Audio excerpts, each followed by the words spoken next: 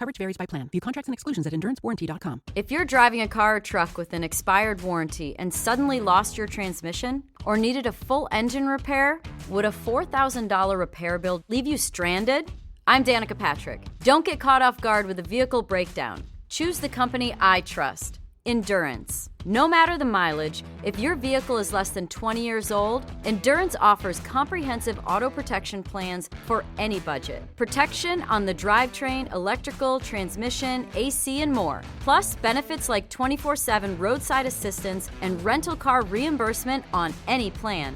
Endurance handles everything, from making the claim, through the repair process, to paying the certified mechanic of your choice. Don't get caught off guard with a vehicle breakdown. Act now and get 1 full year of elite benefits. A $2,000 value, free. Visit EnduranceWarranty.com for your fast free quote today. That's EnduranceWarranty.com. Coverage varies by plan. View contracts and exclusions at endurancewarranty.com. If you're driving a car or truck with an expired warranty and suddenly lost your transmission or needed a full engine repair, would a $4,000 repair bill leave you stranded? I'm Danica Patrick. Don't get caught off guard with a vehicle breakdown. Choose the company I trust. Endurance. No matter the mileage, if your vehicle is less than 20 years old, Endurance offers comprehensive auto protection plans for any budget. Protection on the drivetrain, electrical, transmission, AC, and more. Plus, benefits like 24/7 roadside assistance and rental car reimbursement on any plan.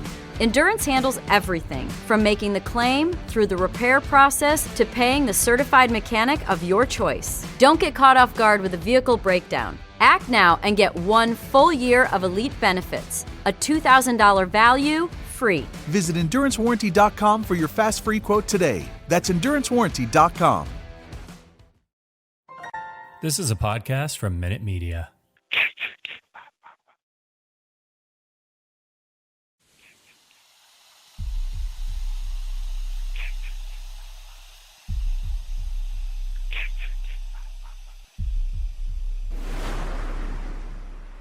Warning, the following content may contain elements that are not suitable for some audiences. Viewer discretion is advised. Hello, kiddies. This is yours duly, John Kassir, the voice of The Crypt Keeper. And you're listening to Slasher Radio.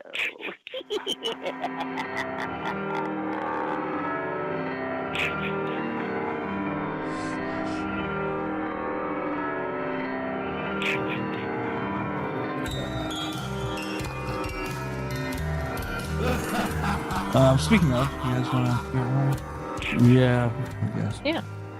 Why are you, like, just don't care, dude? Well, I'm not the one who's like, yeah, it's good enough. Might as well. Oh, welcome to... What? God damn it. You ruined it. I bring my A game every show, Mike. Every fucking show. And I get no appreciation. I just said, are you ready to go? That's A game. That's A game. Jesus. All right. Well, welcome to Slasher Radio. My name is Bones. As always, Robin Cat. What's going on? What's happening? Hey. Whew, today we have a Patreon pick. I'm excited because, you know, like whenever got... What's the problem? Can you do me a favor? Can you... What's the matter? Read the Patreon nominations. Do you have those? Okay. Yeah. I can grab them really quick. Tell us what was nominated. Okay. Don't mention the winner, just the other nominees. Okay. Antlers from 2021. Okay. All right. Haven't seen it, but I'm very curious about it, and I've heard really good things. Okay. Yeah, I think I even mentioned that I would like to have seen Antlers was something we're doing. That was put up there by Jinx. Okay. Return of the Living Dead. Fucking awesome. Love Return of the Living Dead. Great movie. EyeRChris. That I think this is the second time in a row he's pushing for Return of the Living Dead. Next is Troll 2 by Greg. Fuck you, Greg. Okay. Yeah. We'll get into that in a little bit. That'll come back up. We'll explain the fuck you, Greg. And as always, every month we got Ghost with You or Next. Okay. Perfect. Which, you know. Okay. So we've got all those movies, right? Troll 2 wouldn't really want to watch, but any of the other ones would have been really suitable, except for Your Next would have pissed me off because it ruined the bit. But Antlers or Return of the Living Dead, awesome, would have been great picks. Instead, we had to watch fucking Benny Loves You. Yeah. I'm just saying. Okay. Just saying. A Nesto picked this one, by the way. Mm-hmm. It's a Nesto pick. Nesto. None of us know what each other thinks about it. I think Rob. I have a suspicion about what Rob thinks about it. Right. I'm just saying. That's all. By the way, I want you guys to know that Ghost is now lowered herself to pleading for Your Next on the Patreon. EyeRChris commented on, which you're not even supposed to comment on other people's picks, but okay. Chris commented on the Your Next, and he said, "So cute how you fight this war for Cat." And Ghost said someone has to in reply to that, and Greg of course jumped in and said, "Good choice, but it's not going to win. Fingers crossed it does though." And Ghost replied to that with, "Can't y'all just humor me this time? If it wins, I'll never submit an Omen movie again." That's to the point.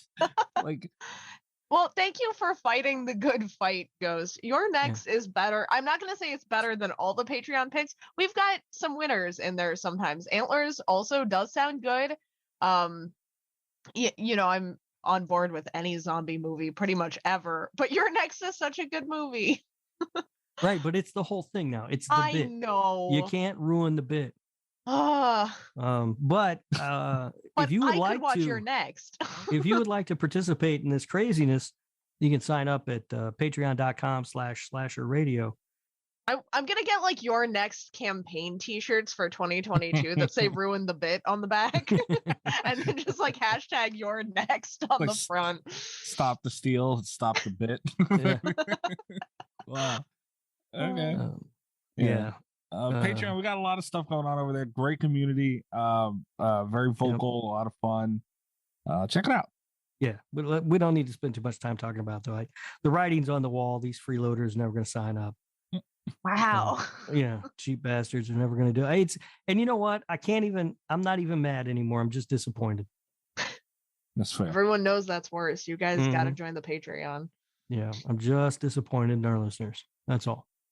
Well, I'm happy that everybody, like, I forget who said something. Someone on Twitter was like, "I didn't vote for Your Next."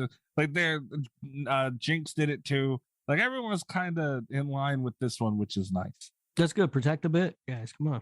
Because usually the listeners, like, if we want something done, they'll just do the opposite just because, That's how we end up watching Benny Loves You. Well, all right. Before we get into the movie, I'm actually looking forward to hear what everybody thinks about this movie from Nesto, but I got a horror court. Okay. I'm assuming Cat's in trouble. No.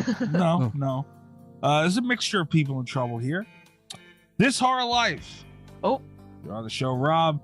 Great show, everybody. Wherever you listen to Slash Radio, you can head over iTunes, Spotify, all that good shit. Listen to This Horror Life. Yep. You had a guest on not too long ago.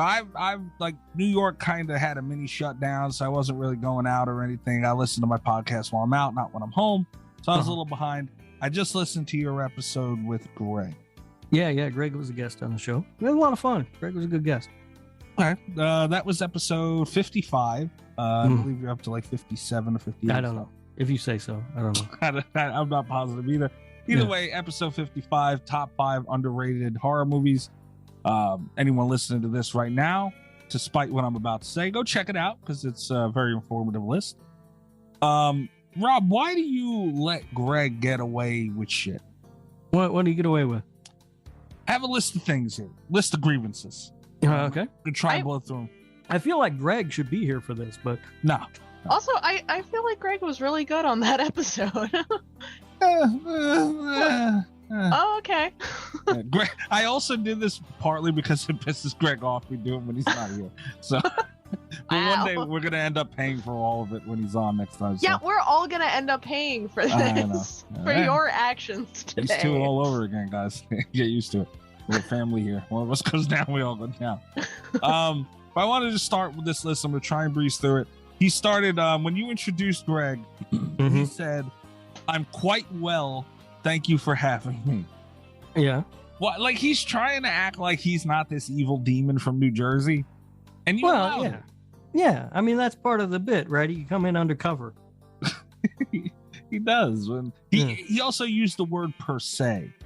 Yeah, that's all right. I like the word per se. What's wrong with that? I do too, but again, Greg, like I said before, he's like, I just picture a mostly naked man crazed attacking your keyboard when he says things on Twitter, and then you hear the man, and he's like a perfect gentleman. Yeah. Well, we have absolutely no proof that he wasn't crazed and naked when he recorded the episode. It's true. It's true, but he also said that he likes Resident Evil, which, you know, fuck me, according to the rules, right? Well, yeah. I mean, that Resident Evil's terrible. Well, that puts it. But you let him shit on Joyride too. But did I? I don't recall him shitting on Joyride. He shit on Joyride, and you let it happen.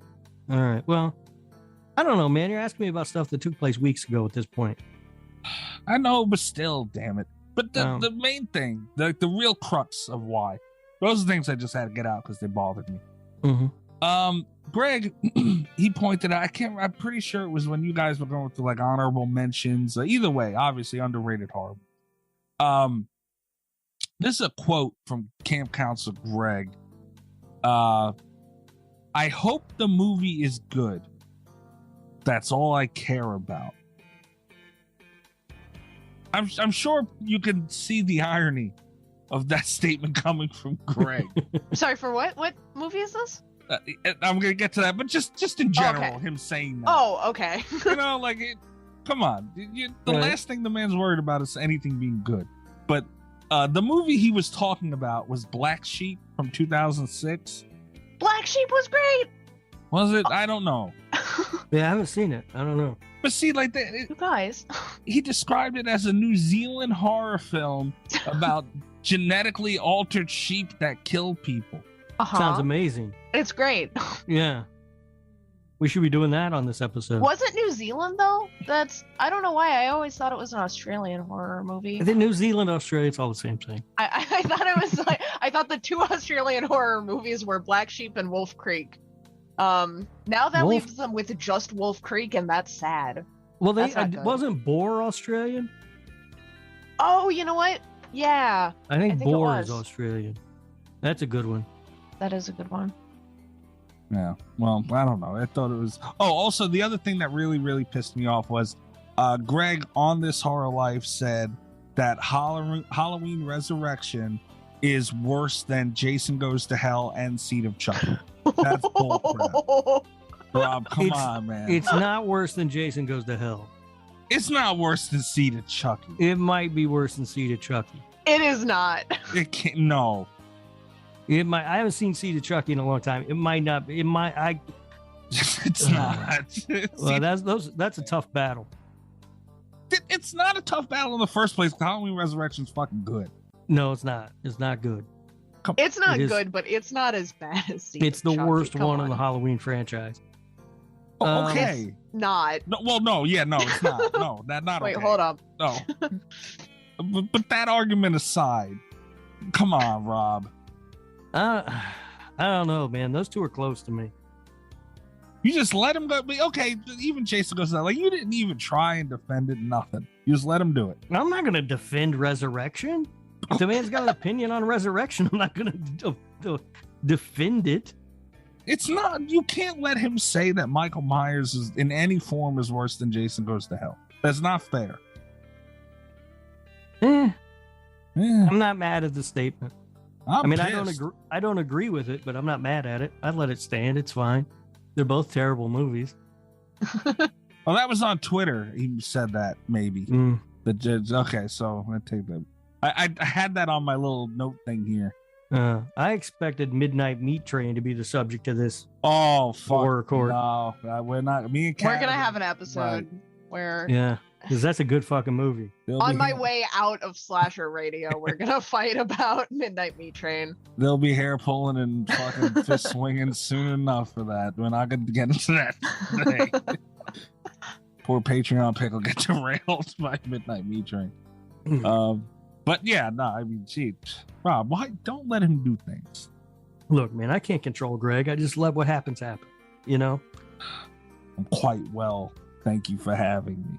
The hell? Yeah. He was. You know what? He was well behaved on the episode. We had fun. It was a good time. It was a good episode. Great. It was a great episode. Like I said, very informative. A billion %. Like, go listen to it. But he's just such a bastard, Greg. Like, you can't gauge him. Like you say, he's a perfect gentleman when you have him on the shows. Like, even we had him on a couple times. He's been on Slasher Radio. Perfect gentleman. Yeah. We had the New Jersey. He had the crickets with him and all. Oh yeah, I remember the crickets. I sat there, man. I think it was our anniversary 100th episode. It was. I sat there looking at that audio, going, "How the fuck am I supposed to get rid of these?" Yeah, I was a guest on that episode as well. Yeah, a handful of people on that episode. I don't remember who all was there, but there were a number, like 5 or 6 of us, I think. And I kept hearing those crickets too, and I kept thinking, God, I pity whoever's got to edit this shit. Yeah, that'd be me. Fucking Jersey crickets. But yeah, he's just such a perfect gentleman. But you get him on Twitter, man, he will twist your nuts in a heartbeat. Yeah, he will. We got into a whole argument on Twitter about a whole handful of things, and I had tagged Blockbuster. Blockbuster? Yeah, like I put a tweet up, Blockbuster night, we'll rent these, whatever. And oh yeah. Yeah, I was like, we're gonna get Blockbuster trending today. Like, I don't know. That's my hardcore. Go listen to This Hard Life, but careful with Greg. Yeah, I mean, whatever. He's gonna say what he's gonna say, so I just kind of roll with it. It's hard to wrangle him, but you didn't even try. Look, man, we're doing that show. I got to wrangle Greg. I got to wrangle Ghost. Come on, it's too much. It's too much. People are gonna say crazy things. Unbelievable. The only one who's sensible is me. That's really interesting because Ghost says she has to wrangle you for that show. Uh-huh.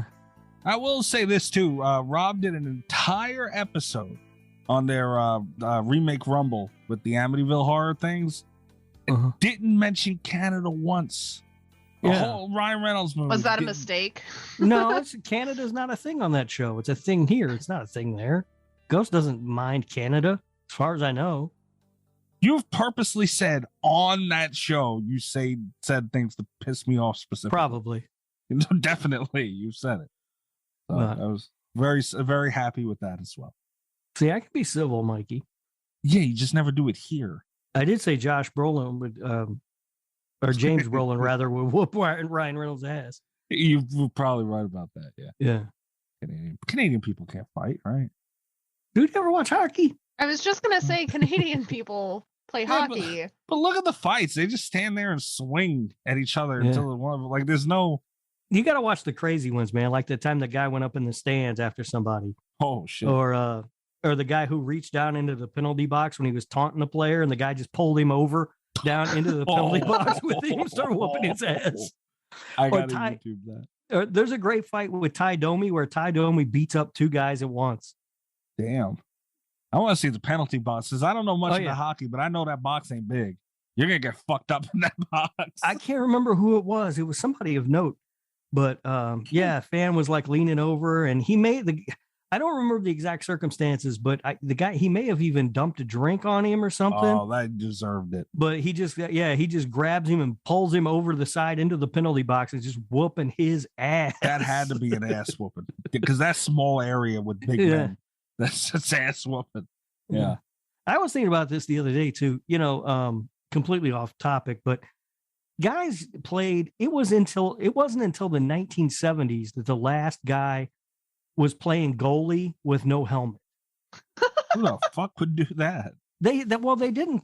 I mean, back in the day, in the early days, they didn't wear helmets or anything. They were just dudes standing there. But it wasn't like the last goalie to not wear a helmet retired in sometime in like the 70s. Oh my God. And I can't even imagine. Can you imagine playing goalie without a helmet or a mask? No. Just your fucking face. Playing football without a helmet, they used to do that. Like that's dangerous. But goalie, like they are hockey, man. Yeah, that puck gets up there fast. Yeah, and it's fucking hard rubber that's frozen. Your job is to stand in the way of it. Right, yeah. Like with your face sometimes. With your face. You got guys with blades on the bottom of their feet running around. Yeah. No. Yeah. And they got paid pennies. Now they're making millions. Go figure. Yeah. Anyway. Yeah. So, do you guys want to get into the news? We haven't had a news segment in a while. Yeah. I don't even know if I remember how to do this show anymore.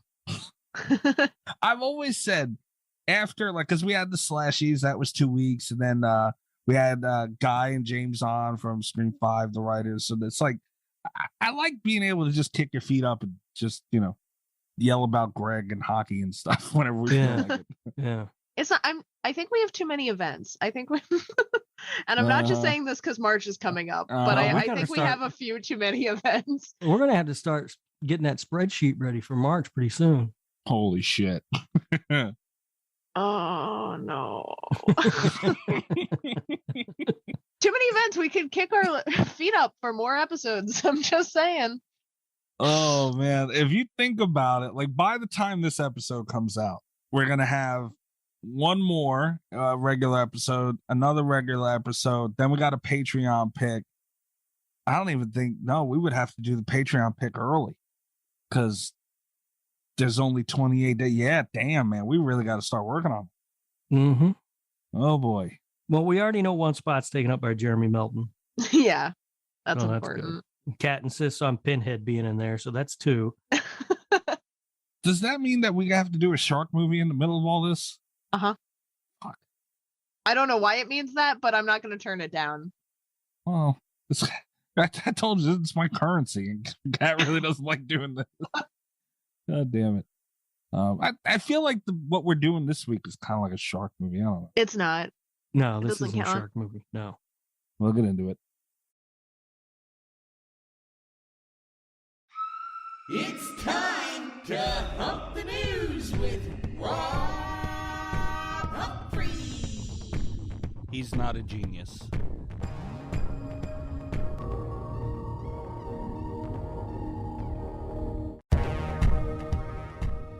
First thing that I have up to mention is Billy Butcherson is back in Hocus Pocus 2, and Doug Jones shares the first look at his return.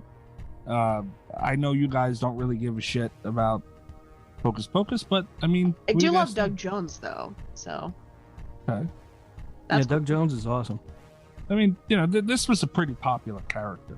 I've never seen Hocus Pocus. I don't know who the fuck Billy Butcherhead is or anything, but I do like Doug Jones a lot. Doug Jones is awesome. Doug Jones from my hometown of Indianapolis, Indiana.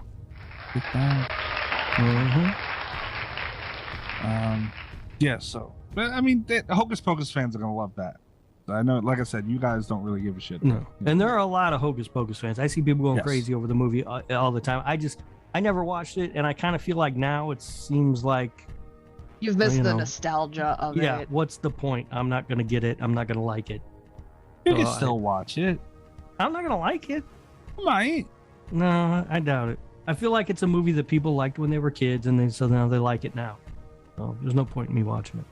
Hang on, let me look up something really funny. It's the Goonies of horror movies. It's the Goonies, he said. I don't even know who this is.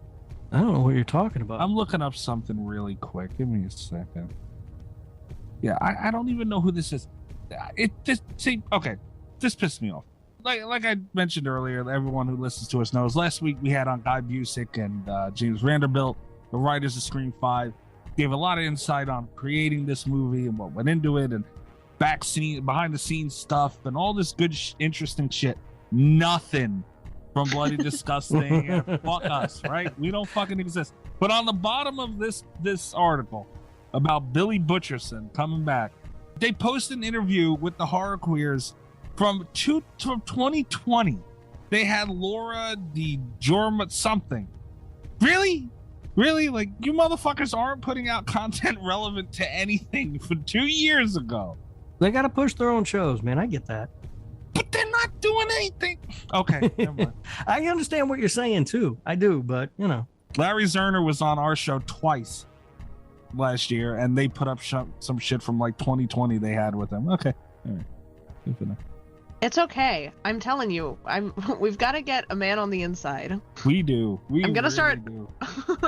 applying to. I'm going to start sending unsolicited job applications to Bloody Disgusting, and it's all gonna be okay. You know what we should do, guys? Maybe try and get Philly the Ass Eater in there. Oh yeah, that'd be good. We can backdoor Philly the Ass Eater and the Bloody Disgusting. Fuck up That'd be good. everything. Mm-hmm. Philly the Ass Eater will do some damage over there. Anyway, next up to mention Tales of the Walking Dead, the spin-off series. As everybody knows, Walking Dead is coming to an end at the end of this season that they're currently, I think it's coming out in a couple of weeks actually. The mid-season break's coming back. They've announced the Tales from the Walking Dead. That's the spin-off. I feel like last I heard, it was going to be like an anthology story of random shit from each characters. I don't know, but they announced that Terry Crews is going to be on it. Huh. Now I love Terry Crews. He's the man. Tupac, all that shit. I love him. I don't know about Walking Dead and Terry Crews though. That is an interesting pairing. Right. I don't know. Rob, you have nothing to, you don't give a shit, huh? Not one goddamn bit. Wow. Okay. They can do whatever they want. I'm not gonna watch it. All right. I mean, I just thought it was worth mentioning. No, I like Terry Crews. I mean, Me that's too. cool. But I mean, you know, I'm not gonna watch it. I don't know how he does the stuff with, like, you know, his boobs and shit, you know? Like he makes them bounce and stuff. I don't know how he does that shit. He has muscles there, Mikey. I know, but like it's amazing the way you do it. Like, I love Terry. But I've got to be the only guy who ever joined a gym and got fatter. You have to go to the gym. Nobody told me that part. Speaking of which, I'm actually glad you brought up the gym. I got an app this week called Zombies Run. It is a podcast type situation. It's pre-recorded, but it also functions as a pedometer. And it sets you get like bits and pieces of broadcasts from a zombie apocalypse station, giving you orders. So and when you walk, you collect supplies and stuff. It's an interactive zombie experience. Wow, that's pretty cool. It's pretty cool. I'm having a fun time with it. So it's like a Pokemon Go? Yeah, except for it works on a treadmill, which Pokemon Go notably does not. Right. Yeah. Does it work when you're just sitting on your couch eating Cheetos? Probably not. Then I'm out. All right. Per Cheeto, you get a step. That's funny. Eating Cheetos. You like Cheetos? No, actually I don't. I just thought Cheetos would be a funny thing to say. Okay. Cheetos is a much funnier word than Doritos. Yeah. I do like Doritos and Oreos. Yeah. Double stuff. Yeah, I was going to say, it's got to be double stuff, Mhm. right? Yeah, and then you take two of them and you unscrew the ends, one end of each, and you smash them together and you got a quadruple stuff. Oh. Now, yeah, that's eating Oreos like a fucking pro right there. I don't know Damn. about that, guys. Yeah. Quadruple stuff Oreo. That's how you join a gym and get fatter. Yeah, there you go. That's part of the problem right there. Yeah. All right. So next, lost my spot. What else? Oh, okay. This is interesting. You'll be able to pre-order Evil Dead the game next week, which by the time you're hearing this will be this week. Looks like, as we last learned, the new release date is May 13th. All right. So we're getting up on it now. We're gonna pre-order it? I don't know. Yeah. Maybe. I'm not. I gotta wait. I gotta wait and see what this thing looks like. Yeah. You know, because like I said, I'm not a multiplayer online kind of person. Right. If they are gonna have a single player mode, then that's cool. But I gotta wait and see if it was an afterthought or not. Yeah, that's where Yeah. I'm at. I'll be waiting on that one. But you know, it does look like a cool game. Yeah, I'm just worried with the last news we got with crafting and like, come on. If this is like a Left 4 Dead style thing, I don't got time to craft shit. Like, just give me a chainsaw or something, you know? I don't know. We'll see. I was kind of hoping this would be on Game Pass. A lot of new game like Back for Blood went directly to Game Pass. Aliens, like a bunch of stuff. I highly doubt this will be one of them. Yeah, because they got to get their money back for this one. They spent a lot, so I will see. If it comes out on Game Pass, I'm gonna laugh at both of you. Just saying. No, they got to make that money back that they paid Bruce Campbell. I didn't want to say it, but you know it. Yeah. Yeah. If it came on Game Pass, I could play it on my computer. You cheating bastard. I got a little Xbox Game Pass thing on my computer. You know that counts as using Xbox, right? I just never use it. But it counts, though. Yeah, but I don't use it, so it doesn't matter. But if that comes out on Game Pass, you might use it. We'll see. See, Kat? See? Look at him. Look at him. Shame. I kind of agree with him. Yeah. And you'll both be Xbox players. How's that feel? I don't think that makes us it whatever. especially doesn't make me an Xbox player. If you play, I mean, you're using the app on a Microsoft machine. I would not be using the app. Oh yeah, it probably will be on Steam, won't it? Yeah. Yeah, if it's on Steam, I could get it on my. Yeah, I could just do it that way. Screw both of you. Yeah, I like Steam. I do too. Yeah, I was playing Prison Architect before we started recording tonight. Oh, I was playing Graveyard Keeper. Oh yeah, you still playing that? Yeah. Yeah, I checked that out. It looks like fun, but I never got it. It's good. Prison Architect just got some new DLC, so I started playing that. Ooh. How long's that game been out? Prison Architect. It's been out for a little while. Couple years or? Yeah, at least. Still may see. I like when games stick to it like that. Still, Yeah, it's a good game. It's the game that I play probably more than anything else. Like I go back to it. Right. Like I had my little flurry where I was playing nothing but Stardew Valley constantly. But then I got to a point in Stardew Valley where I got frustrated. So I just kind of stopped playing that. And then I was like, well, back to Prison Architect, I guess. For me, that's Binding of Isaac. Yeah, it's sort of I the always game go back to Binding of Isaac. I always go back to it. And especially when they release new DLC. I usually buy it immediately and then go back to playing it. But Graveyard Keeper looks cool. That is one thing that I will say about Binding of Isaac is that when they release DLC, they're like these huge, giant, massive expansions that you have to pay money for because they're like enormous. Yeah, I think this one was like $10 for Prison Architect, but it added a bunch of stuff. Anyway, we are far afield of our topic. We are. All right. That happens on this show when I've been drinking. It really does.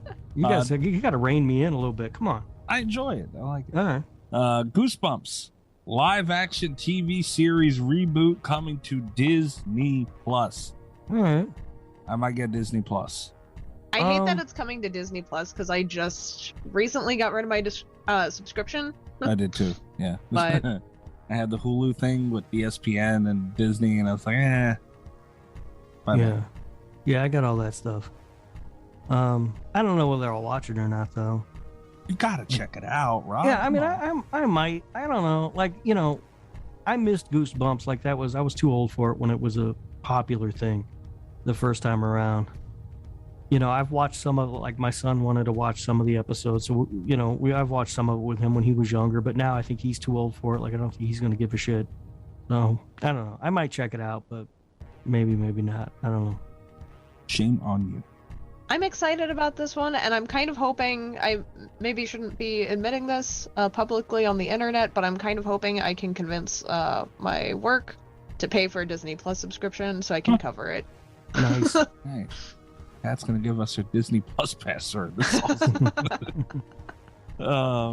Yeah, no, I mean, like, I was the age range for Goosebumps and all that, so obviously, I would be more interested, especially than you, Rob. But I mean, it's a big time. And plus, they had R.L. Stine had that big hit with the Fear Street shit. I know that's different, he did. But He did. Yeah. I'm just Old Man River over here. I was too old for it when it was a big deal the first time around, and I didn't really care about it at all. And then, like I said, my son got into it. Like like when he was younger, I read the books to him, and we watched the show some. We even watched that that movie with Jack Black. And all that stuff was fine. Yeah. Like I didn't dislike any of it. It's just I mean, I'm a fucking grown man. I'll go back and watch Goosebumps. I don't know. It doesn't hold that nostalgia for me, really. Yeah. Fair enough. All right, the big news of the week: Scream 6 been ordered up. 6 Cream on the way. It's not 6 Cream. If you're making a sequel to 5 Cream, what are you going to call it? 6 Cream. There was no 5 Cream. It was Scream 5. It wasn't even Scream. It was just Scream. Mm-hmm. I don't know if you were listening to our interview with the gentleman who Where wrote they confirm 5 Cream. 5 Cream, but they basically confirmed that was the working title and was going to be the title of the film. You didn't say that. You liar bastard. Wow. They actually said that it was the title of the film. Yeah. Misquoting. Wow. So yeah, I fully expect I'm excited about 6 Cream. I don't know if our boys James and Guy going to be coming back to write it. Do we know yet? Yep. They are? Okay. Yep. And so I assume as well. Radio Silence, yeah, they're on it. Yep. All right. Looking forward to it. Yeah, I trust them to do it. Mhm. I'm on board with Radio Silence, and I'm looking forward to 6 Cream. Yeah, I think What? Not 6 Cream. It's confirmed. It's confirmed. They said on air with us, we will not do 6 Cream unless the studio prints a retraction that Scream should have been called 5 Cream. Direct quote. You know what? Our boy Guy follows me on Twitter now. We're Twitter buddies. Do you want me to ask him if it's 6 Cream? No, he was nice enough to follow me too. So don't do that and make him unfollow both of us. No, don't do it. You don't want to get blocked by one of the writers of 6 Cream? That would truly break my heart so much, man. That would be so sad. I'd be, oh. Yeah, which one do you want better, Mikey? Do we 6 Cream or 5 Cream 2? Oh my god, 5 Cream 2 would be amazing. 5 Cream 2 annoys the shit out of me. I'm not gonna lie. It's like Scream, Scream 2, Scream 3, Scream 4, Scream, 5 Cream 2. Kat, you encourage it though. You know, like you're encouraging it would it just right be so now. funny. No, I never win. I never, not ever, fucking never, ever win. Ever, not ever. Certainly not on Killer Beats. Woo. I just whooped ass on Killer Beats. Yeah. Oh no. All right. Yeah, no, but seriously, I told everybody knows how scared I was of Scream 5 and when it was coming out and all that stuff. It got even worse. Like I was waking up in cold sweats screaming about Neve Campbell and shit. But I'm not scared anymore. Yeah, I'm looking for, like, I can now sit and look forward to it. I trust these guys. They know what they're doing. They've done it. Now we could say they've done it. And I feel like the Scream community, the Ghostface community have like opened the gates for them. And we've embraced them with big hugs and all that and say, yes, you can make us Scream movies. But we've also seen too, which I think is something people aren't really talking about. They got rid of David Arquette. What the fuck they gonna do now? You know, like I'm scared of that side of it. I think they did a really good job, and we've talked about this before because we've been talking about Scream a lot recently, but I think they did a really good job kind of passing the torch. I would not mind if 5 Cream 2 just followed the new cast of characters. Like, I wouldn't be at all mad. I would watch more of them. I would watch more Mindy. If the whole movie was just Mindy talking to me about horror movies, I would still watch it, honestly. So I think she'll have a bigger role. But she was very well received. Yeah. I mean, I've said this already. I don't think they even need to bring any of the legacy characters back. I think they gave us a new crop of characters that were so much fun to be around and that I like so much that if Courtney Cox and Neve Campbell weren't involved in the movie in any way, I'm perfectly fine with that. I don't know. You guys, especially Neve Campbell, because even though Sydney is, like the main part of so much of the series, she's kind of the final girl that you think of from the franchise. I think they did a really good job kind of wrapping things up for her, especially. Mm-hmm. No, I love what they did. I love everything that they did, but yeah, I can see both sides. I just personally would like to see him there.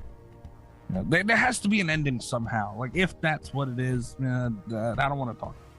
Makes me sad. But yeah, all very strong possibilities. Or they could both come back and get killed the first like 10 minutes. Oh, that would We're make not doing this. people mad. Don't do it. That would make Mikey mad. Don't do it. We're Do you not think going I to can go. get Mikey? You work on Photoshop. Will you make me a 5 Cream 2 t-shirt No. for Slasher Radio, please? No. That would hurt me, like, personally. No, I don't like that. More than Rob's face. Rob got a t-shirt. Oh, fuck, to that point, Tam. That was She the top wasted seller. on that, you know?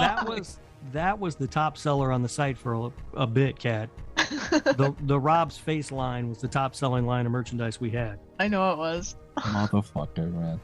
All right.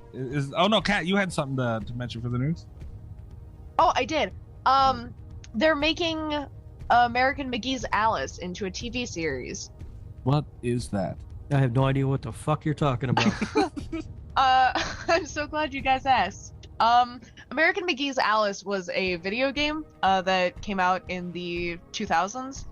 It was a horror adaptation of Alice in Wonderland. It got a sequel about 10 years after that called Madness Returns.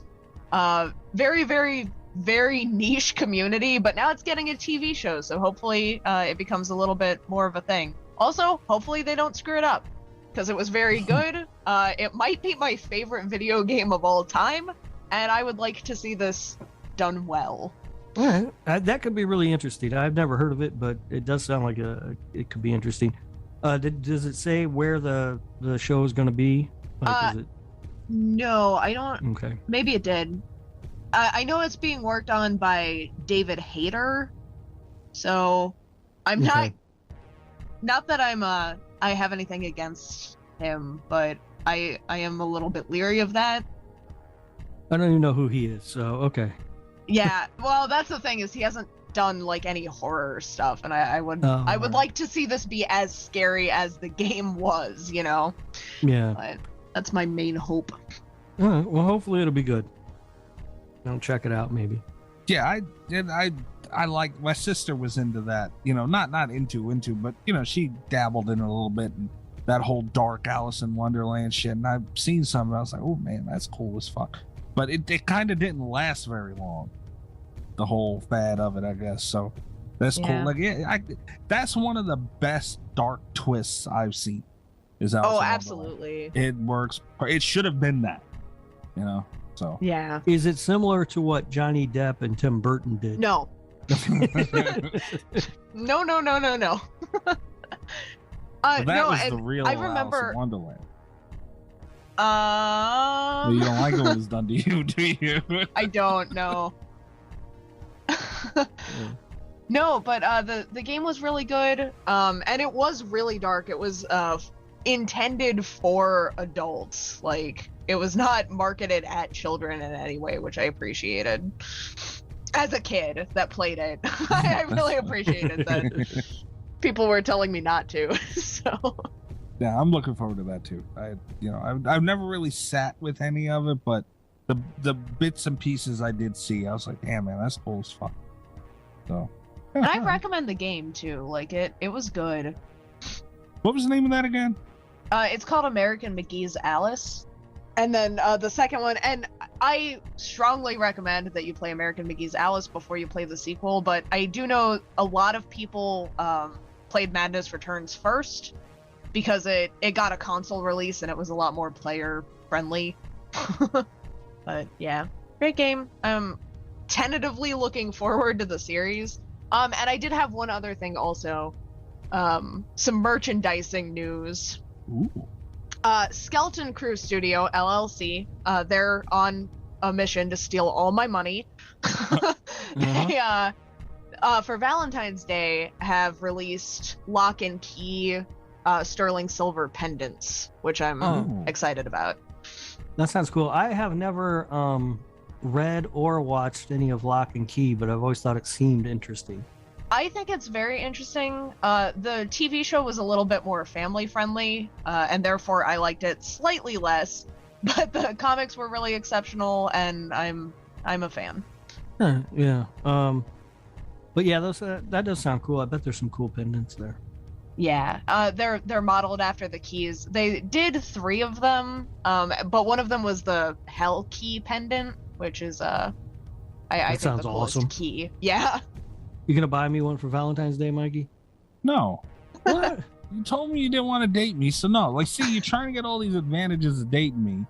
Uh-huh. You don't even want to do anything. Like, the fuck? Yeah, put out a swim, Rob. Come on now. Alice Madness returns. It's on Game Pass right now. Might check that. I might be like other people and just check that out first. I don't know. I think actually, I don't know how it works with Game Pass, so don't quote me on this. I know that if you bought a physical copy of the game, it actually included the first one. Ooh. The downside of that is that the first one, and I say this with love, the first one was definitely designed to be a PC game. The port is a little bit awkward. Yeah, I know what you mean. Yeah. Because there are too many things that you can do, and the controls are a little bit clunky, you know? Right. Because there are fewer buttons on a controller than on keyboard. I played it on PlayStation. Fun fact about Madness Returns, it is the only game that I have 100% on across all consoles, including Xbox. Damn. But it was clunky as fuck to play. Including Xbox. Holy shit, you don't play with that shit. No, wow. My cousin got it for Xbox before I could get a copy, so I played the shit out of that over there. You said, give me that shit. Damn. Oh, that's cool. Yeah, I'm gonna look into this Alice game and report back. All right. A lot of games have been doing that lately, like older stuff when they put shit out, it's like all in one. Yeah. I bought Duke Nukem 3D, and I was like, it was on sale, and I bought it. I was like, I do like Duke Nukem 64. It was like $3, and fucking let me buy it. It had the old Duke Nukem 64 in there, and I almost shit my pants. It was great. So, yeah, that's awesome. I'm sure Chris appreciates that, I'd imagine. All right, so that's it for the news, and we can move forward into Nesto's Patreon pick. Benny Loves You.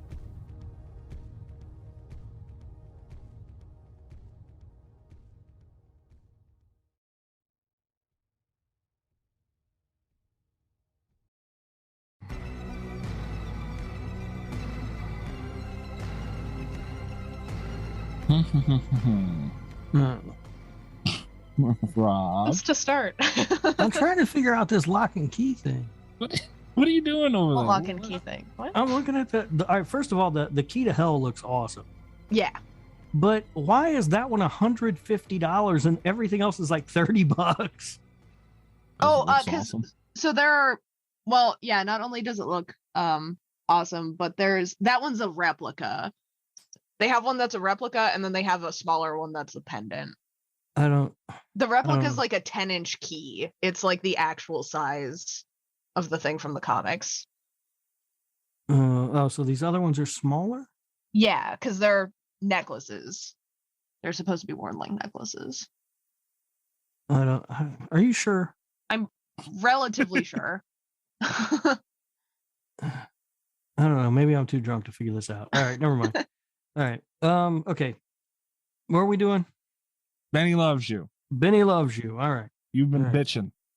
Why? I know. All right. So here's the thing. It was a little misleading at the top of the show. All right. All those other movies sounded fantastic to me, except for Troll 2. Fuck you, Greg. But then we got a movie called Benny Loves You. And I was like, are you kidding me? Really? All these great movies, and they want us to watch Benny Loves You? Jesus Christ. But turns out I loved this movie. I thought it was hilarious. Yay! I was in on this thing. The first moment that I knew I was in on this movie was maybe 2 or 3 minutes in, when the mom finally gets fed up and she smacks the living shit out of that girl. It was so cathartic to watch the spit fly out of that little girl's mouth after her mom just smacked the living fuck out of her. And I was like, oh, I'm in on this movie. This movie's awesome. And I loved it. I thought it was a lot of fun. I will say, I did not hop on the bandwagon. I'm actually not 100% sure that I'm on the bandwagon for this one. I liked it a lot more by the end than I thought I was going to at the beginning, and I did not have any kind of turnaround that early. It took a while, but I did. I think I'm on the side of liking this movie. Usually it's one of those things where, and I think even we were talking about this on Twitter beforehand, where it's like you're either gonna love it or hate it, and it's like I think maybe both. I think maybe I both love it and hate it. Yeah, I think looking at the poster, I actually thought this was one of those Hulu After Dark movies or whatever they are. Those It looked terrible, like it. yeah, and that was really one of the things that turned me off of this movie from the get-go. I was like, oh no. And then when I went to look for it on Hulu, it wasn't there. And it turned out I had to have a Showtime subscription to watch it. And so I was like, all right, so it's not one of those shitty movies that's on Hulu. And so I started it. I was it's kind of like, I don't know about this movie. It's going to be dumb, I think. And then that little girl got smacked, and I was like, oh shit. Because it told me two things. One was I was glad that kid got smacked because she was getting on my fucking nerves. But two, it told me this movie's not holding back. You know, if you're going to smack a kid and then cut to like a slow motion shot of spit flying out of her mouth, you're in it for real. And I was like, all right, I'm down. It also told me a couple things, but before I get into my opinions on the smack, Mikey, how do you feel about Benny Loves You? I truly question the difference between this and the Shark movie. You know, it's just a ridiculous premise, low budget. Hold on, the difference is sharks. There were no sharks in this. There's no sharks. There's no sharks. Right, but that's the only difference. I don't think we see an ocean. Right, but that's the only. You don't always have to see an ocean. No, you don't. You can see a fucking cornfield too. There's cornfields. There's Yeah. Right. Yeah, there's ice sharks I've seen. Parking garages. Yeah. Yep. Lakes even. But I love Benny so fucking much, man. I love that motherfucker. Yay! He's my favorite thing in the world right now. And before we get too far into the episode, start moving forward, I want everybody to know that you can buy, like I did, a Benny. No, you cannot. Yes, you can. Where? How? On their Twitter, which is at Benny_loves_you. You can buy a Benny plush from the UK. It comes out to about $60. I'm not gonna lie. Well, it was a big decision. Thank God it's tax season. That's all I'm gonna say. Oh, but, yeah. It talks too. It talks. It's a fucking Benny plus. I can't wait to get them. This is amazing. I love. The movie had problems. We're gonna get into it, but man, when this little sumbitch was on my screen, dude, I couldn't help it. I had to how do you not love Benny? Oh my God. This thing it's 25 centimeters tall. I don't know what the fuck that means, but I want one. See? Don't throw them out though. They say whatever you do, don't throw them out. Don't throw them out. Oh. He's got a knife. He talks. This is so awesome. He talks, Rob. He sits and talks. I don't know if I want to pay $60 though. That was my thing. Yeah. That was my problem with it. Like you're gonna make me spend some money, aren't you? God damn you, Mikey. You know, when I get mine, you're gonna regret not getting one. All right. Well, I'm gonna hold off on this though right now. I'm gonna think about it. I'm gonna think about it. It happened was because it's tax. That's literally the. Yeah, I looked at it and said, "Oh man." I know. I was like, yeah. It is tax season. Thank God. Yeah. I wanted to talk. I want to come back around to the slap. Mm-hmm. Because that was one of my red flags early on in the movie because it was very cathartic. It was very nice. I've never wanted to see a child slapped so much. Oh, so and happy. It was everything that I wanted. I was so happy. Yeah. But it also made me really agitated at the writers because if I were, this is a horrible thing to say, but if I were that mother my snapping point would have been a lot earlier in the day. Oh hell yeah! I was really worried about character consistency because it was like the fact that she like let the child have the Barbie, or I don't remember what the name of it was, but she let the girl have the Barbie, and then she also like caved in on the dream house also. And then at night when all the screaming starts, that's when she starts slapping, and it's like, no, you slap earlier, you don't slap at all. Like, what is going on? Yeah. I had to put up with an awful lot of this kid for this to finally be the payoff. So I at that point in the movie, I was still really worried, because it's like, if characters are going to be inconsistent, I'm going to get annoyed. Yeah, luckily though, that those characters had virtually nothing to do with the story other than to set up the open. Yeah. But seriously though, when she got slapped, I've never cheered a child being hit before, but I was like, yes. And then they killed the kid. They did. And you know what? I love it when a movie kills the kid. I do, because it's like they've crossed that line. You know, there's so many movies that just will not cross that line, that when you get one that does, you know they're not fucking around. And this movie, for as silly as it is, does not fuck around. No, it doesn't. The special effects, though, can we talk about that?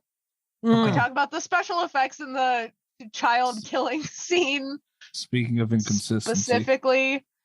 And yeah, that's the thing, is because some of them weren't bad, but when they were bad, they were some of the worst I've ever seen. And I would like to nominate Benny Loves You for worst blood in a movie. Yeah, it's no Scream. It was not consistent. It looked good. Like shit sometimes, like literally shit sometimes. Sometimes it was really watery, and then other times it was like real thick CGI blood. Like, what was going on there? Yeah, I noticed that. And it was a gory movie. It was. You know, it's good, but you know, with it being up and down like that, is it good? You know? And that was another thing that, like, because again, it took me a really long time to come around on this one. And one of the things is because, like, when they kill that kid, I was like, these are some of the worst special effects I've ever seen. And they got better, but it was kind of I was on the fence about it for a long time. Yeah, I would agree with that. And also, the little girl's eyeball rolls out, and that looked really bad too. So bad. Yeah. But I didn't. And again, you're excited that the eyeball is rolling out of a child in a movie, because you don't see that. But then when you do see it, you're like, oh, geez. Yeah. Yeah, I didn't mind that. You know, but a movie like this, you'll give leeway with certain things. You know, the kid sitting in the toy box, whatever the hell it was in the closet. I thought it was awesome because, like, I didn't expect top tier special effects. You know, like I trust me, it's called Benny Loves You. I'm looking at this little red bastard. I'm like, you've got to be kidding me at first. And, you know, I went in saying, okay, this is going to be some like bad CGI sharks type shit. And, you know, it wasn't that far off. Well, it wasn't as good as bad CGI shark. Here we go. That's a pretty high bar. There was a turning point for me, though. I noticed, and I'm glad I took notes for this one, because I don't think I would have noticed the exact point where I came around on the movie. But it's apparently, because I have pretty positive notes from the point of when he's got the cops in the house and they're asking, they're trying to figure out who the killer might be, and Benny is confessing to it. And they're like, who could it be? And it's just like, it's Benny. And it's like, that was the time that I came around on the movie, because it's like, this might be genius. Yeah, it's so funny. God damn it. And everything from that point, I laughed out loud multiple times. I can picture Kat sitting like probably in like some sort of comfy pajama situation going on, blanket and all, watching this movie, slightly annoyed, and then once that happens, just a slow smile. Like, yeah. uh-oh. Especially because right after that, you got to see Benny walk for the first time, and that was so good. Oh man, dude, I'm serious. Like, I giggled, like I turned into a little schoolgirl when I was watching this thing. Like, I love him so much, man. It's just, I mean, the way that it's, everything about this movie was just so clever. It was, yeah. I mean, yeah, it's just, I do have one complaint though. Uh-oh. Why does the asshole have to be such a big Prince fan? I was gonna ask you about that. That was driving me nuts.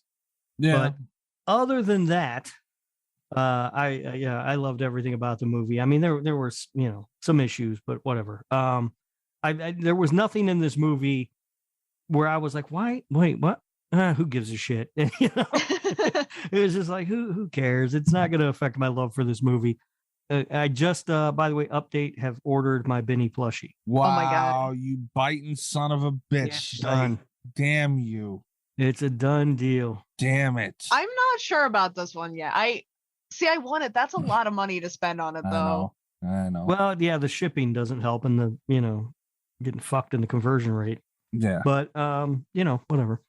I mean, you know what really pisses me off when I started looking into this, because I wanted to see what the doll was and did first.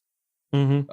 And apparently back in 2019 when this came out, they sent out little like promo packs to people, and it was a Benny doll with a Blu-ray of the DVD, and they even sent like little M&Ms and other candy things for you to watch during the movie. Oh man, But that's awesome. yeah. Damn, but yeah, no. This movie did that. It worked in its favor so well, and I don't know exactly how to explain what they did, but it was like the style in which they filmed it, along with the dialogue. It was like quick cuts, and their lines were like, they were short, deliberate, to the point, and like there was just very little. This at the beginning mostly, very little room for bullshit. Like if they wanted you to notice something, boom, just cut to it real quick, cut away. I don't know how to explain it, and I don't know why it stuck out to me, because, like it's a ridiculous movie as it is. So you don't need to spend a lot of time in certain places. And I think that worked out great for them, man. I really do. Like it was just, you don't want to get too bored too early. No. I don't think they did that. They didn't bog it down with like too much. They didn't take it more seriously than it needed to be. They didn't even bother to explain what was happening. They really didn't. Like when a toy was going to come to life, we just saw like a pink fog. Also, prettiest curse ever. Yeah. And then the toy came to life and started killing people, and we don't really know why, and it's never explained, and I don't give a shit. It just did. Who cares? Right. That's okay. Yeah, it's fine. That's okay. You can't do that in a movie like Nightmare on Elm Street or anything. But you could do that with a movie like this. And it's like they knew, like don't give us like, even with the parents, they came, they went, they died, which was awesome. That was like maybe the best death scene. Their deaths were so funny. That's the worst, most unfortunate day ever. How the fuck does that happen? Mikey was also talking about the like quick cuts. I wanted to bring up the montage where he like first accepts the living Benny into his life, and you get to see all the like quick clips of them doing like wholesome things, but then in between he's like repainting the like new blood spots on the walls, and like they don't even really talk about that, and it's like it was very good. Are you talking about when we got to see the Benny and all the different outfits and shit, and they were, is that what you mean? No, like right before that, they have another one. Right before he does the pitch meeting, it's where he's like gardening right. and yeah, that was like that first body. That was like that whole montage. That was awesome, but that whole montage of like you get to see him doing like in all these outfits because they're gonna use him for the the design, whatever. That was probably one of my favorite things ever in history. It was such a loving nod to the horror franchise, and Redneck Rex was also something I made a note of. That was just beautiful. Yeah, Redneck Rex was great. I don't know. Did anybody else pop when Benny put on a mask? Oh my god! It did, dude. It cracked me up. He finds the mask at a balaclava sale, which is so funny anyway on its own, and then he's got like a little teeny tiny balaclava, and it's like, why would they have had one that small? When he was sitting there, I know we bounce everywhere. You're not used to the style, turn it off. I don't care. I love this movie. When he's standing on the couch with the knife when the chick was leaving the house with the mask on. She just like, oh, like he looks so like, you're not scared of me? Like, what the motherfucker, I'm about to kill you. Like, oh, dude. She just walks out. He walks right by him, and he just looks so confused. And then I love it, man. he sticks his head like over the side of the car window while she's driving, and she just doesn't even care. Yeah, she's like rocking out to some music and does so funny. You know, like I don't want to act like this movie is perfect, because at the beginning it kept me interested. And you know, the story was good enough, and this guy's having a fucking hell of a go at it. And you know, they ease Benny in and all this stuff. And I was interested. It kept me in it, but it kind of sort of lost me towards the middle. You know, like they got too carried away with too much story and too in depth with things personally for me. But damn it, if every time Benny was on that screen, it was a fucking gold, dude. Yeah. Benny was great. And I think the lead actor is fantastic. I didn't look up his name, but I thought he was really good in that role. Yeah, he did a great job. Yeah, he was just so funny. And really, just everything about his performance I thought was really great. I loved him listening to the inspirational cassettes. Oh, that yeah, were- the cassettes. I didn't take any notes down about the cassettes, but they were one of my favorite recurring jokes from the movie. Yeah, and then finally the girl, she's like, "Who the hell listens to cassettes?" By the way, that actor you're talking about who played Jack was Carl Holt. He was also the director and the writer of this movie, as well as starring in it. Oh wow. Yeah. Usually, no offense to director writers, but usually if you have to do all three of those things in a movie, you're not going to act that well. Right. Yeah. Yeah. No, I thought he was terrific in the movie. I thought the girl was terrific too. The actress who played his love interest. I thought she was really good too. Yeah. And you know what? Even the annoying French prince guy, like, yeah, like that just he was kept driving me annoying. nuts. Every time he would bring up Prince, I was just like, "Stop it!" I did really like, though, and this is maybe a little terrible to say, I did like the line where they're trying to rally him, and it's like, what would Prince do? And he's just like, Prince would shit his pants. Just like so much conviction there. Yeah, that was funny. I loved everything with the dog, like when he's watching his boss's dog. And I'm not usually crazy about, them killing dogs in movies, but it was so funny. And then at the end, his boss pulls up and he goes, "Okay, you're probably wondering why your dog's dead." They had another moment like that where they killed the cat in that kind of montage thing I was talking about that we were talking about earlier. And Benny killed a cat. I've been known, like, I'll yell at people if they make me watch a movie where an animal dies. I'll really bitch them out. And like, this is the only time, like, Benny is so amazing. I didn't even get mad, dude. And I feel horrible doing it, but damn it, I don't know. Benny could do no wrong to me. And I think it's also so over the top and ridiculous that it's funny. It's not realistic at all. I will say the fact that they used like the cat doll for the actual death scene helped a lot. Yeah. And it's the same with like that weird little pug doll that they had that doesn't even, it's not even the shape of the dog that was supposed to be getting killed. And it's like stuff like that helped a lot. Cause I'm the same way, if there's an animal death, I'm going to get pissed at whatever patron recommended it. But I was not too bitter. Didn't bother me at all.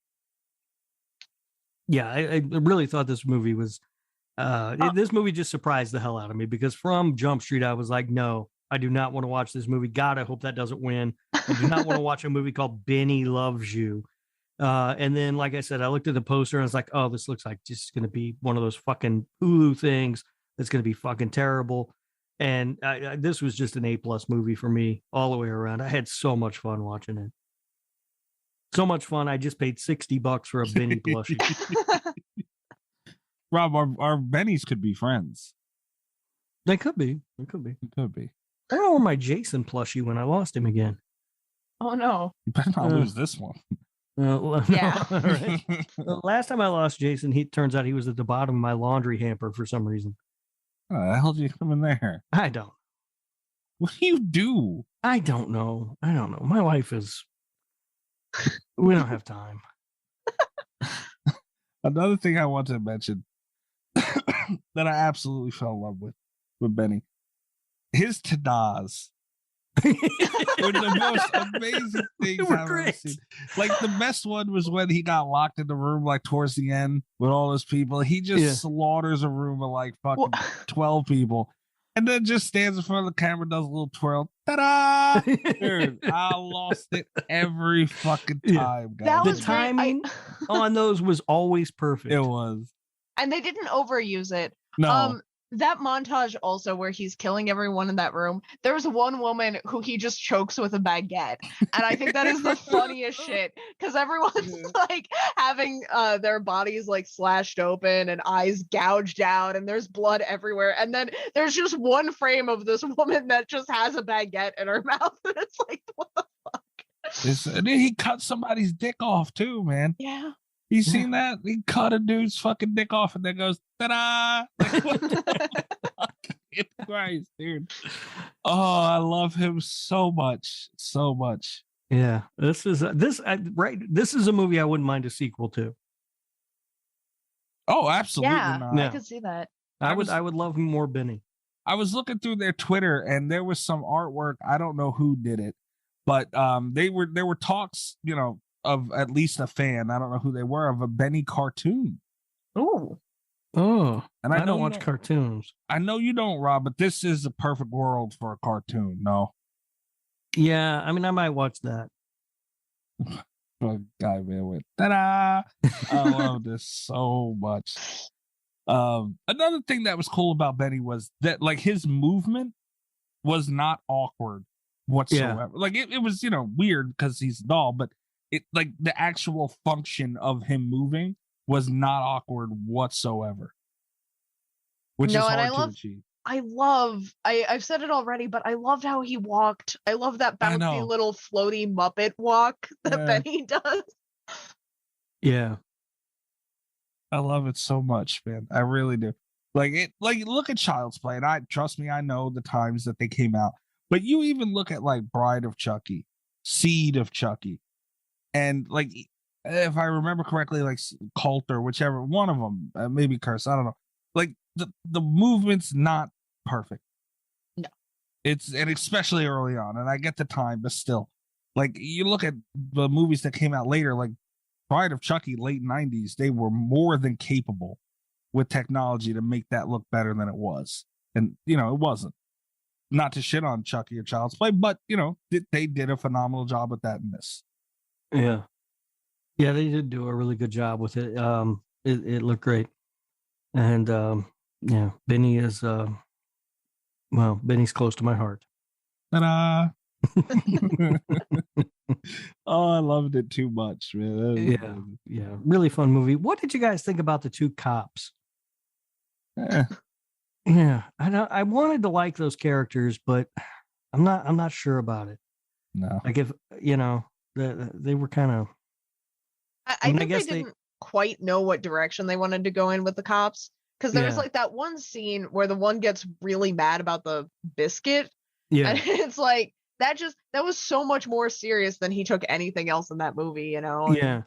I think the idea was that they were supposed to be incompetent or whatever, but I don't know. There was something about the characters that didn't quite work for me. But they were fine, I guess. Didn't ruin the movie at all. Oh no. And those were really the only two characters that kind of stood out as like I could take or leave for the most part. I mean, like I thought the boss was great. He was just a lot of fun, and also the robot, the AIDS robot, that was hilarious. I know. Yeah. It fit, and not to get into it, but the kills and like that little montage of like him killing the shit out of everybody in that room we talked about. That's what bad CGI sharks was missing. Yeah, I mean, bad CGI sharks was just something a little different. a lot different. I mean, I think Bad CGI Sharks was more of a comedy than it was a horror movie. So I it will didn't say, need that. if it had a montage like that, we'd be calling it a horror movie. Yes. Right. But it wasn't. Yeah. I just don't think that's what they were really going for. I think they were more interested in making a comedy, and that movie was hilarious. Yeah. But are there really comedy shark movies like that? Like, does the shark movie genre go into comedy? I thought that was exclusive horror. But it does with Bad CGI Sharks. Yeah, I think that's kind of why they got boxed into the horror genre unnecessarily, because they were marketed more as a horror comedy. And I think it's because, we don't see a lot of shark comedies, and I don't think that's on them. I'll blame them anyway. They ignore me on Twitter. They like everything Kat fucking says about them, dude. No matter what. Like, that's because Kat always says, I just bought a new shirt. That's true. But they ignore my existence entirely. I haven't interacted with them in a long time either. Yeah, see, like they even cut Rob out. What the hell? Shark people? Buy some t-shirts. Yeah, I guess we'll have to spend some money on some t-shirts. Hell no. You guys don't have any money. You just bought Benny's.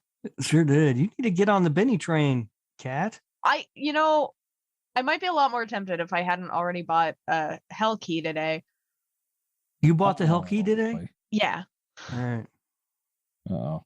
I didn't know that there were Bennies coming. Yeah, I don't understand that whole the block and key thing. I don't get it, but I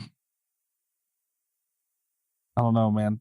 I just did not know. Because this is right, like, I'm serious. This is right up the shark movie alley. I should hate this. You should like shark movies. Yeah, that's you've the got thing. that You backwards. No, Yeah. no. We're not going that far.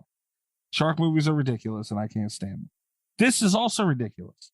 But god damn it, man, Benny is the coolest little sumbitch I've ever laid eyes on. And he's just so adorable, dude. It's like, he just did something god awful and partly ruined poor Jack's life, and he just looks at him and goes, Benny loves you. Damn, man. Benny does fucking love you. Like, Yeah. he does love you. Yeah, he's loving you to death, though. Also, I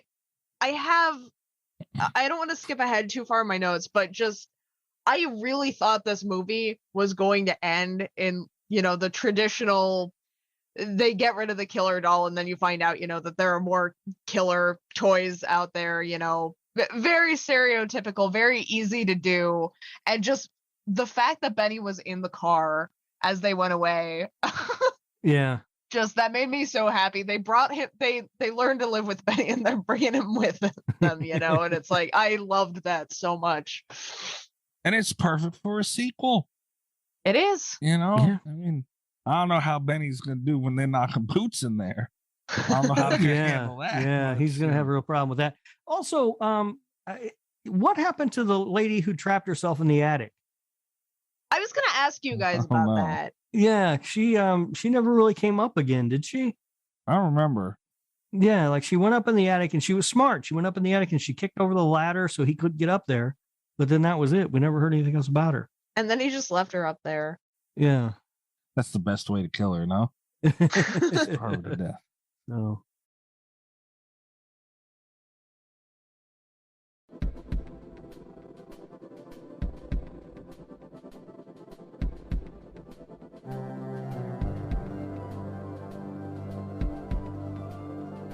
But man, Nesto, I yelled at Nesto on Twitter over this too.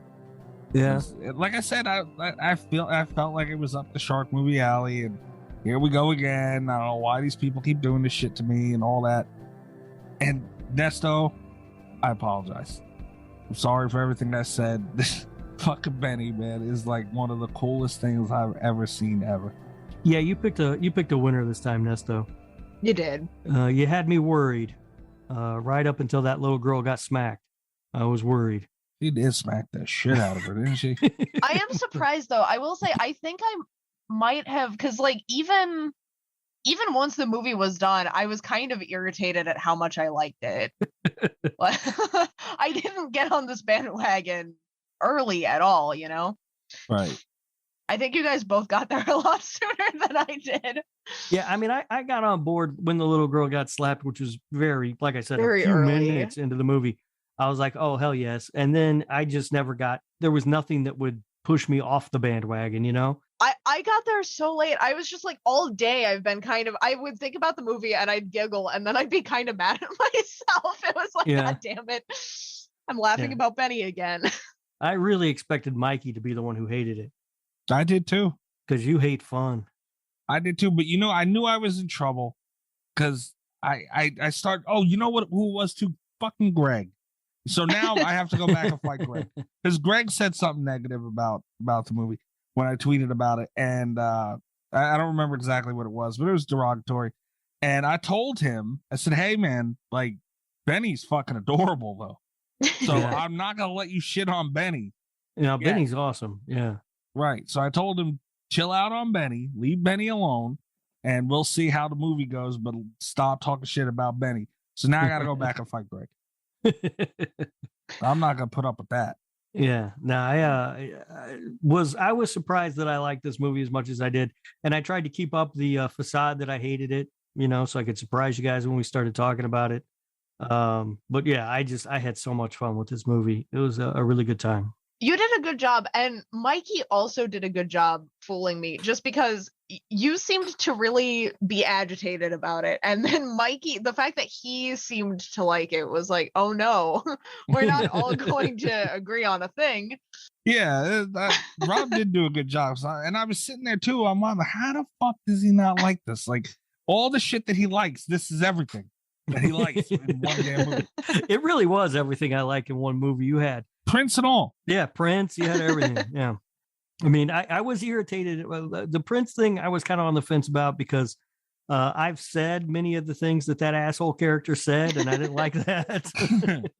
I can tell you something. Oh, no. I've been like, well, you don't get it. Prince is a genius.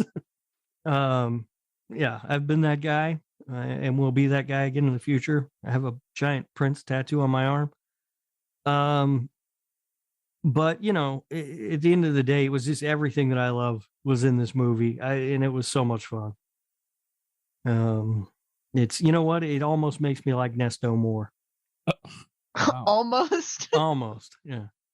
I love Nesto all over again, man. Like I fell in love with Nesto all over again because, man, I really, truly, like, I've never seen anything like Benny. I don't know what it is about him. Like, I just look at him and go, you are ugly looking fucker, but you are cute as shit. Yeah. I don't know how that works, but it does. Also, damn it, you guys, the Benny plushes, they're handmade. Yeah.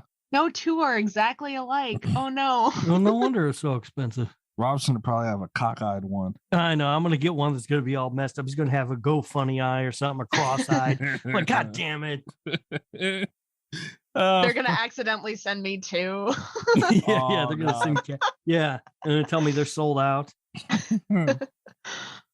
So happy, man. I truly because I went to see their Twitter because I was like, all right, let me tag them in it because if there's a good response, I'd like them to know that we're covering it.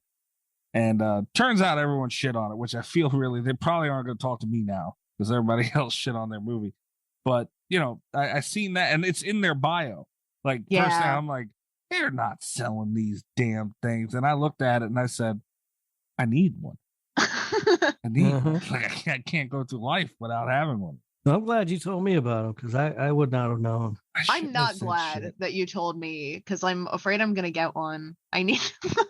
Kind of feel like you have to. I mean, I'm going to be honest with you. I can't afford it, but I did it. I don't know if I can afford it. I'm probably going to get evicted or whatever, but it's all right. Benny will still love you. My kid's going to be pissed, but. Yeah, I was going to say, he's got the stuffed animal. Benny loves you. His kid from the back seat going, I don't. Fuck, man. I don't know. Every now and then, one of these things will creep in because I usually don't put up with this shit. And here I am, liking Benny Loves You. Unbelievable. I would love to talk to, I forgot his damn name already, and I'd love to talk to him. Carl? Carl. Yeah, I'd love to talk to Carl Holt. We're on a first name basis. I just call him Carl. I just spent $60 on one of your plushies, asshole. You're fucking Carl. Yeah. And I seriously, like, that would be, I don't know. Oh, he has 4 nominations and 2 wins. For what? I don't know. Let's see. Insurance provider of the year. Right.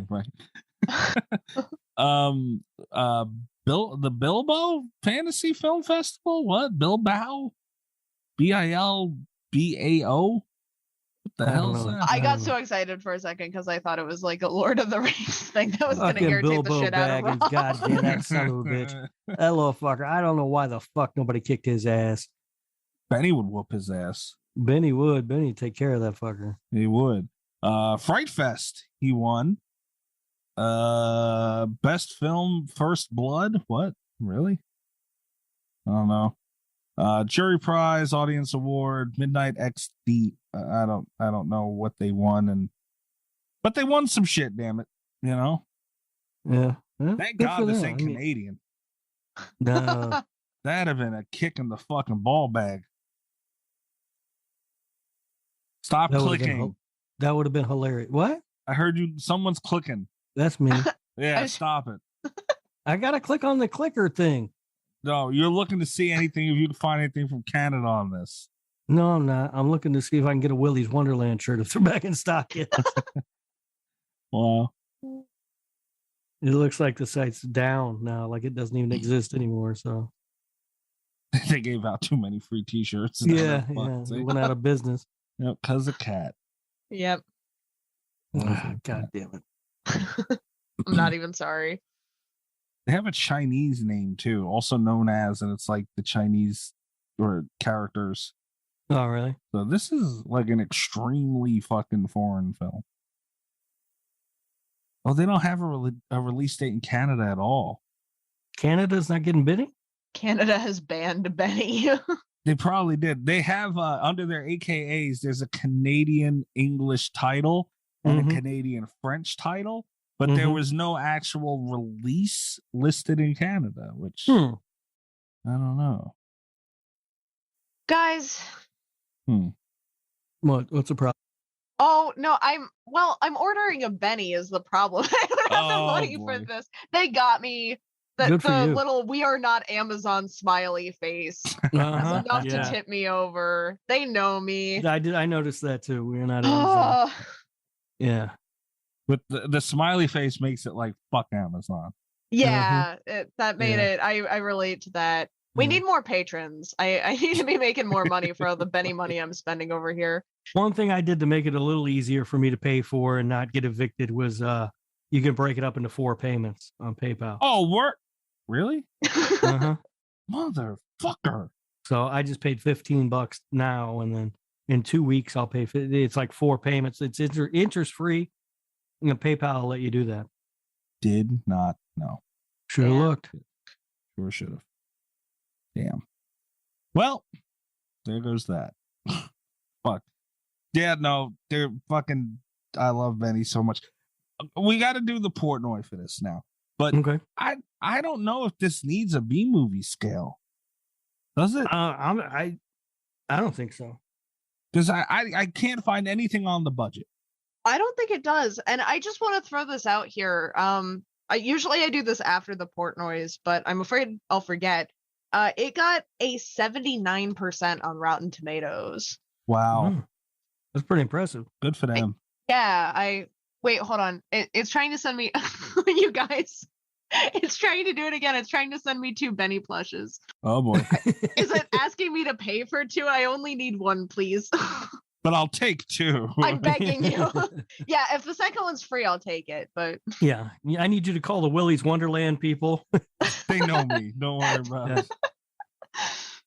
That is. I'm glad I caught it because I was about to complain. I was like, "Why is mine more expensive than your guys?" And then it's like, it's because there are 2 in there. That is hilarious. How do I get the second one out of my cart? There's no like undo button. There's like a minus sign. There should be, yeah. Oh, okay, there it is.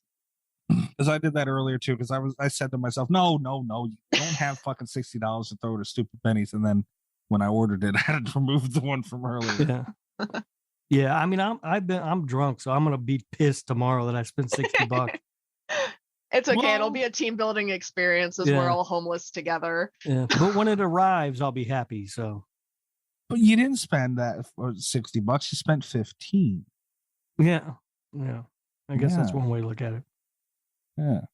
So there you go. Yeah, I'm very happy with my Benny's plushie. This is awesome. Again, kind of mad too about the whole finding this thing, because that kind of sucks. But like Rob said, when it comes in, I'll be thrilled. Absolutely. We need to update all of our Slasher Radio profile pictures so that they all include Benny, and people will be like, "What?" Our Benny plushie. Oh fuck. All right. So, Portnoy time, right? Oh Yeah. yes. Who wants to go first? I'll go first. Okay. I'm gonna give it a 7.2. 7.2. Okay. Cool. Cause you have yours ready to go. Mm-hmm. I don't know why. Like I wait. I don't know why. No. You had a 7.2. I'll give it a 7.4. Okay. I'm gonna go right in the middle. I'm gonna have a 7.3. I had like a range on mine. I had like 7 to 8 when I wrote down the Portnoy. So Damn. I'm gonna say like right in the middle. So it just came short of being Slasher Radio approved. Can we have that? Well, I mean, that's what the Portnoy says. Yeah. I'm not thrilled about it, but I mean, I also wasn't going to inflate my score just to like cheat it, you know? Yeah, that's one of the reasons that I always have a score ready to go, so then I'm not influenced by Yeah. anybody else's scores. No, I think it's fine. This one's Slasher Radio approved in spirit, I believe. In spirit. In spirit, but not in actuality. And that's okay. That's okay. It's close, and it's a very good movie. It's a lot of fun. I don't know that it's for everybody. Yeah. But boy, it sure was for all three of us. And, Yeah. We all three just spent $60 on Benny plushies. That's what Nesto said too. He said, "You're either gonna love me forever or something like that, or loathe me." And Yeah. he's right. Like there's really probably no middle ground on this at all. Yeah. Although I still kind of loathe him. Yeah. Just, his general Nesto-ness. I feel like he owes at least some of us $60. I agree. No. Yeah. Yeah. You're gonna have to cover at least half these plushies, Nesto. It's your fault. Yeah. Damn it, man. I would have to give it a 7.9 to make it Slasher Radio approved, and I can't in good spirit do that. Yeah. Yeah. Yeah, it's a very good movie. But I'm fine with it being close, but not quite approved, honestly. Yeah. Because I don't honestly think I don't know that I could give it a 7.5. Damn. That sucks. That truly, truly sucks. Yeah. Well, But that's that. check it out. I mean, Benny Loves You is a really, really good movie. It's very funny. It's very graphic. I mean, I was surprised at how graphically violent it was. Special effects aren't the best, but they don't hold anything back when it comes to cats or dogs, kids. They don't give a shit. They really don't. I will say, so that is one thing I kind of, this is terrible to say. It makes me wish that they had spared both the cat and the dog, because how funny would it be if you opened up a movie slapping a child and then you're just like, but the cat and dog make it. That's true. That's kind of funny. Yeah. I don't know. That's the scenes with the dog. I mean, yeah, I know it's hard to complain. I know it's terrible, but I was laughing my ass off during all that. It was so funny. But yeah, there's another Patreon pick. Very grateful to Nesto, and you can, if you want to get involved in that, just go to patreon.com//radio. They're not gonna. They might not. But They're not. like I said, it's free to look. It don't hurt. And Preloading sons of bitches. Yeah. But seriously, we need you guys to join now because we are all going broke buying buying bennies. So Yeah, help us out, you cheapos. Yeah. I'm gonna sign up. Jesus. Yeah, it's a great movie and a lot of fun. And Nesto, I'm really actually, I was again giving shit about picking Benny Loves You out of that list of movies. I'm honestly really glad that the Patreons voted for it and picked it because this is a movie I never would have watched on my own. I mean, I would have seen that poster, assumed it was, some crappy movie that wasn't worth my time and moved on. There's no way I would have watched it if the Patreons hadn't voted for it. This was actually already on my list of things to watch. I was just waiting for it to come to streaming somewhere. So I thank you guys for giving me an excuse to spend the money on it. And now I own it for life. Yeah. Much like the Benny doll. Yeah. That is good that you bought it, at least, Kat. Yeah. Because I was just looking at the Blu-ray. Add it to my vaulted Blu-ray collection, but right next to Halloween Resurrection. Oh God. What's wrong? No, I got to pick up Halloween Kills soon. I still haven't picked that up. I would love to do a box set of this is terrible, but if I was in charge of designing box sets, I would put Resurrection in a box set with with Jason Lives or Jason Goes to Hell and Dream Child And Seed. And Seed of Chucky, yeah. Spiral. All right, guys. Go check us out on Twitter at Slasher Radio on Twitter. We're at slasherradio.com. You can find all of our news, interviews, articles, episodes, all that shit, including Guy and James from last week, the writer Stream 5. That's really it. Make sure you review us too. That helps if you're on iTunes and you can review stuff on Spotify now too. Oh, can you? Yes. Do that too then. Yeah. I believe it's just a star rating on Spotify. I don't think you can write a review, but whatever. Yeah. Anything helps. Yeah, do something. Come on. Yeah, and you cheapos. Also, please message Mikey that you want a 5 Cream 2 t-shirt. Yes. If you want to get blocked, go ahead and message Mikey. Go ahead. See what happens.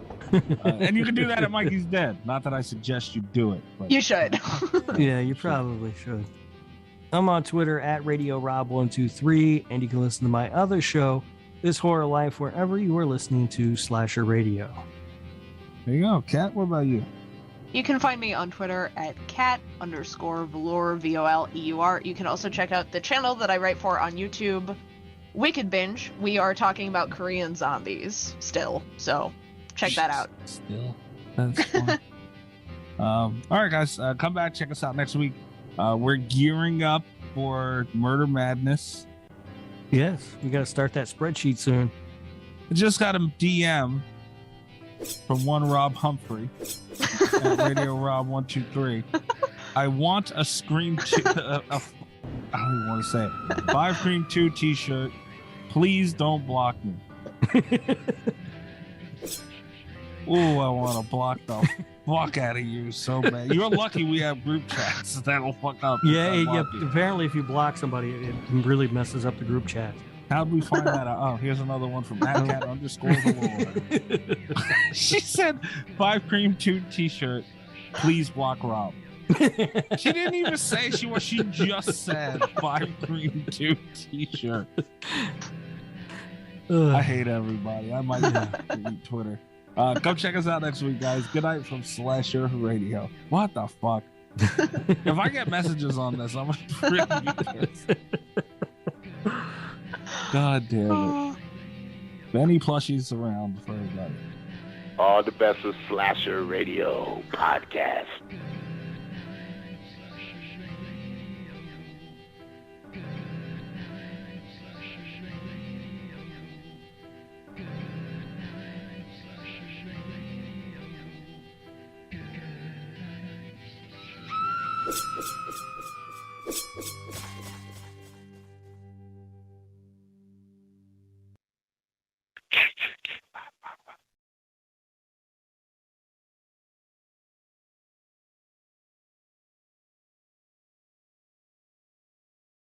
If you're a podcast host, listen up, this one's for you. My name is Allie Jackson. I'm the host of Finding Mr. Height, a dating and relationship podcast that I've been doing for 4 years now, sharing my positive and practical approach to dating that's built on my own life experience. And I wanted to share another experience that I've had, my secret behind monetizing my show. It's called Red Circle, and I was just telling my colleague about how much I love their platform. With Red Circle, not only am I getting a seamless hosting experience, but I also love the support I receive in ad sales. It's not just typical ad sales either. It's targeted opportunities based on my show and my life. And the platform is super simple. You just set your preferences and Red Circle matches you with sponsors that align with your show. You can vet every opportunity and their platform gives you great analytics. More recently too, my Red Circle team has brought me opportunities outside of my podcast on social media to really augment the podcast partnerships, bring them full circle. I just can't recommend them enough. If you want to give it a try, go to redcircle.com to get your free trial. That's redcircle.com for a free trial.